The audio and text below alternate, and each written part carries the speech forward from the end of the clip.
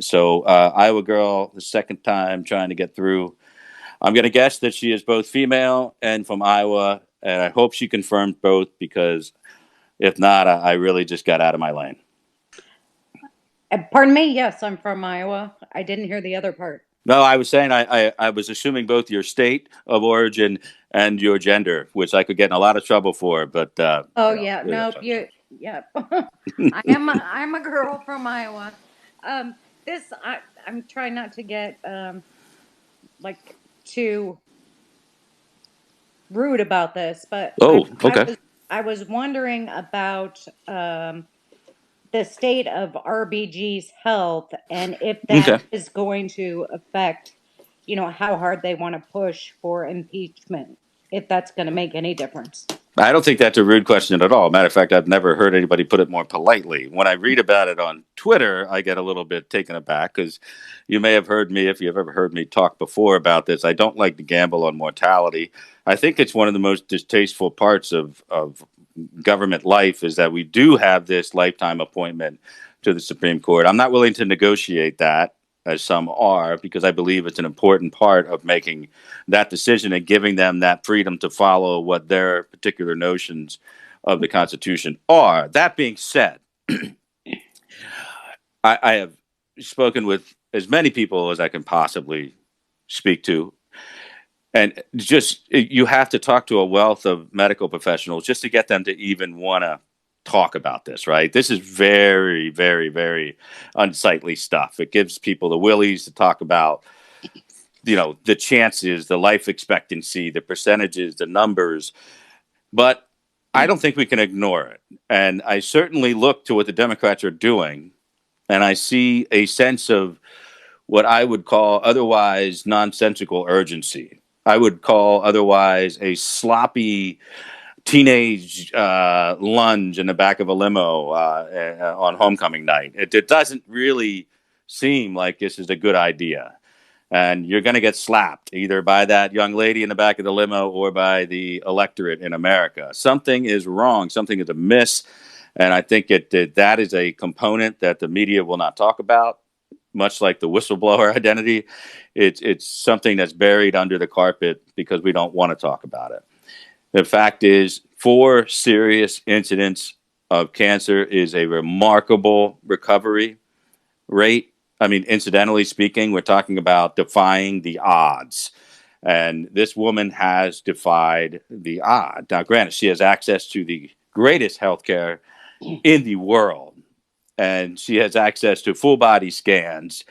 She has access to transfusions and markers and anything that might show anything out of alignment at any given time in her body. The problem with that is over 25, 30 years of radiation or chemo, particularly the older forms that were more destructive to the cells in the body, it is almost unheard of to, and I don't mean to chortle or anything, but it's almost unheard of to overcome all of this and have this type of life expectancy that she has. I think she would very much like to leave the court, but will not do so until the results of the election next year. And I think that's why, and another point that I made tonight on Twitter, that's why we have all of these federal judges making all these ridiculous decisions and opinions on any case related to the administration, is they're all trying to put themselves out there like some debutante that could be under consideration by the next president for RBG's seat. So it is kind of fait accompli that even if she should survive and remain coherent to get through this entire next year, which the odds are, if you follow the textbooks, so, not that great. My daughter's a doctor and Oh, great. is not very optimistic about it. Yeah. And my sister-in-law, she hates when I bring this thing up, but she's the director of oncology for the successful Hershey Medical Center, relatively new wing of oncology that's getting pretty famous pretty quick. She absolutely despises this, much like any psychotherapist or psychiatrist doesn't like talking about whether Trump is crazy or not. Even on MSNBC, you just do not try to diagnose people or give out any type of prognosis when you don't see the person in front of you. I loathe it personally. Intellectually, I understand it. I think your question is more than fair because you're not just asking me the obvious one, like, "Oh, will Trump bring up Amy Coney Barrett?" No, you're asking me something that is real, substantive, and in the case of the Democrats, potentially actionable. They, like I said, are making moves on a political battlefield that do not make sense. They're That's what pushing I think. timelines. You tell me how it makes sense to push this hard, this close to an election with this few Republican supporters, both in the electorate and in Congress. Any guesses? I'll put it in your court. Well,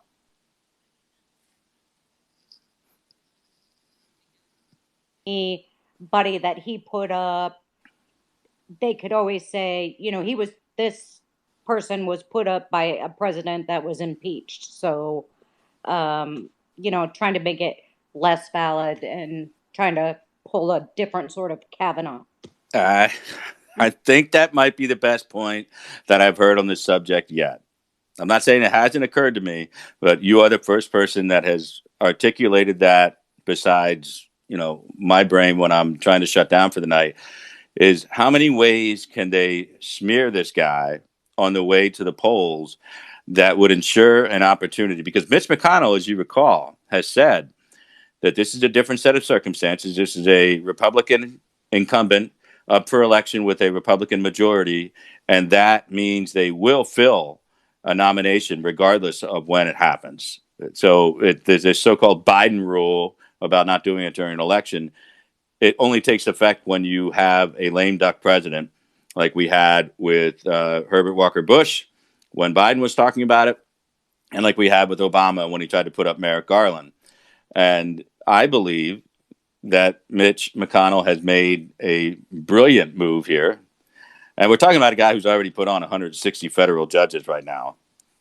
We're talking 3 years in, and we've got 160 federal judges appointed. So that's why I get a little bit frustrated when people start to attack the turtle or Cocaine Mitch or whatever nickname he has been adorned with lately. We have had success, and Mitch McConnell is creating a legacy in his own right. I believe I must go back to your point and say it may not be the only thing that they do to try to attach some level of disconcert within the American consciousness to trust his abilities. I think that might be an insurance policy, not to quote Lisa Page and her lover, Peter Strzok, but this, I think you're dead on. This is a potential insurance policy to throw in his face should she slip off her mortal coil within the next 3 months. And that's why I believe that they want to keep an open-ended impeachment inquiry going. And that's why I believe this report that's being written by Schiff right now and given to Jared Nadler will not result in impeachment articles that get voted on, because they won't be able to do that without imprisoning their senators running for president in the Senate for up to 6 to 10 weeks. And where will they get out of it? They might get exposed even further. If you've ever read or saw the movie The Pelican Brief. Yes, love it. There you go. But that would be your theory. So make sure you, lock your doors 10 times a night, because you may have stumbled upon the closest thing since The Pelican Brief in conjecture about a soon-to-be deceased Supreme Court justice. So congratulations. That is awful close. Yeah. That's very close. So congratulations. It's an excellent question. If you have another one, I'll answer it. If not, feel free to jump in next time. I'll hang up. Thank you.